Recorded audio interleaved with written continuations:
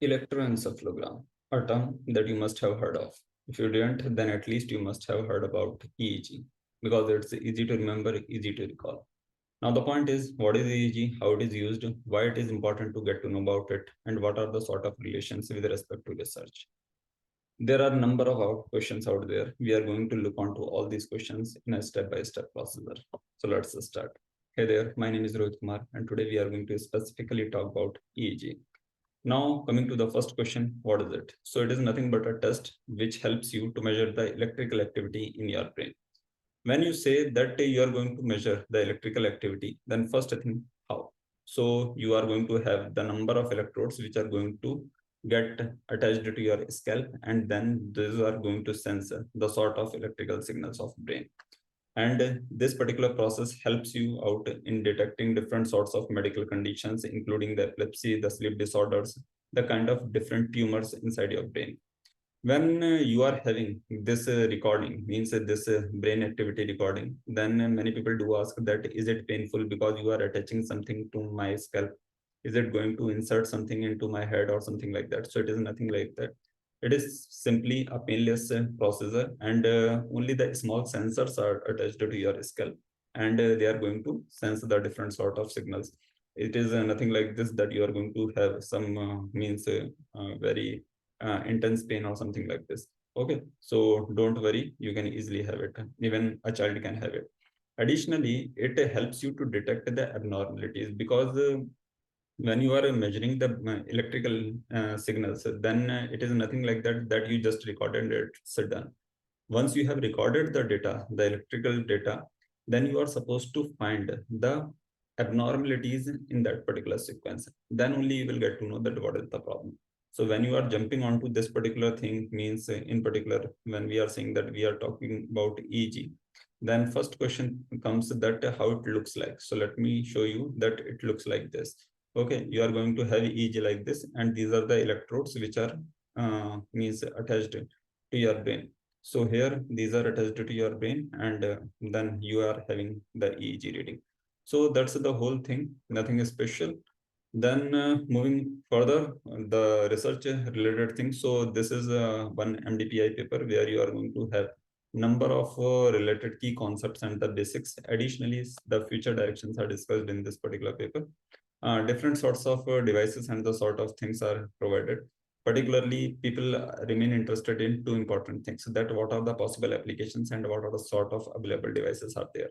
So both things have been focused in detail in this particular paper. So if you are interested to go into research into EEG, you can go to this particular paper and have a basic idea. So they start with the basic introduction, then they move on to the device design technology. Then they show that what sort of devices we usually have, and the sort of the electrodes position, etc. They have discussed over here. Then application of EEG with respect to the biometrics, customer solutions, etc., etc. Different things are discussed over here. Then different sorts of means multiple number of detailing they have given with respect to neurogaming, entertainments, etc., etc. And the futuristic applications, because many times we do think that what is it required if we have the normal sort of consoles, etc. Is it required to have the neurogaming or something like that? Then it is totally up to you. If you are comfortable with the normal console, then it's fine. Otherwise, you can have the sort of neurogaming or sort of application, because ultimately if you want to excel into a particular field, you have to go with the latest technology. The old technologies are not going to help you out in terms of scale. So the speed scale comes with the latest technology. That's why we are always required to get to know with the help of some latest tools. And this particular paper is going to help you out with respect to not only the devices, not only the applications, but how to use them, what are the sort of availability, what are the sort of companies which are providing them, and what are the sort of relations of one particular technology to other particular technology. For example, here you can see that they are discussing the communication model, then they are discussing the Bluetooth range, what are the sort of softwares included, etc., etc.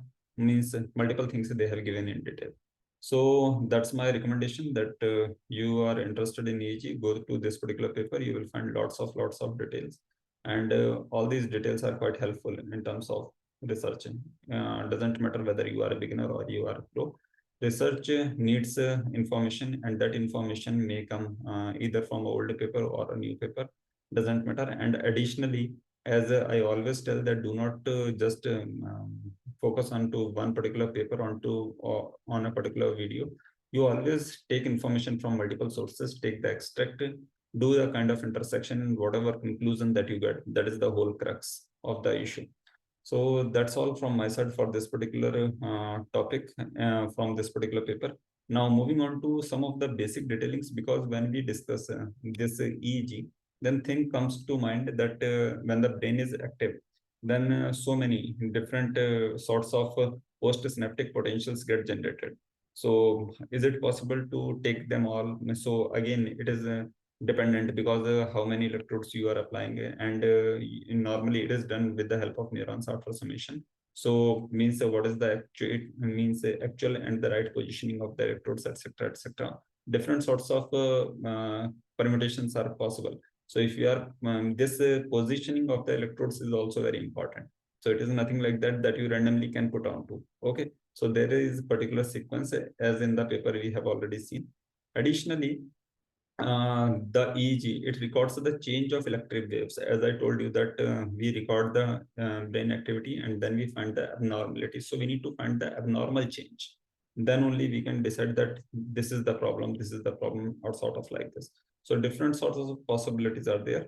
Now coming on to the specific data sets, is there any particular data set available with respect to EEG signal, or we need to create our own? So there are some data sets, SEED4, SEED, and HSSVP, some of the related datasets. Additionally, the DBN and BISDM are some of the related models. You may jump onto the GitHub. There you may find some of the related libraries which will help you out in doing this particular EEG research. Now coming to the specific tasks, so there are a number of works that you can do. For example, you can have the semantic predictions, you can have the specific EEG denoising, you can have the LWR classification, etc. with respect to EEG. Coming to the specific works, so number of papers are available, and I have also found number of papers using Google Scholar. The work that I showed you is also a Google Scholar availability is there. You can go there and have that particular paper. Additionally, I want to highlight some of the works which are quite important from EEG research point of view. So one is the learning representations from EEG with a deep recurrent convolutional neural network.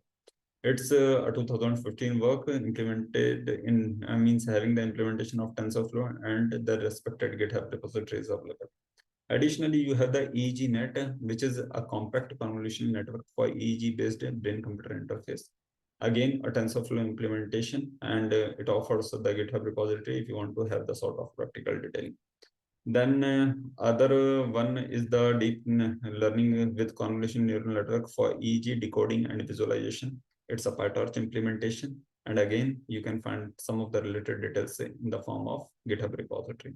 So these are some of the related examples. I'm not saying that these are all. There are n number of papers available. Just go find and search for the suitable work which is quite related to your research domain. So that's all from my side for this particular video, and hopefully this must have been useful to you in some form. If you didn't like it, please do comment below and criticize, so that we could improve the future videos, and definitely will incorporate your suggestions. Doesn't matter what sort of they are. So thanks for watching.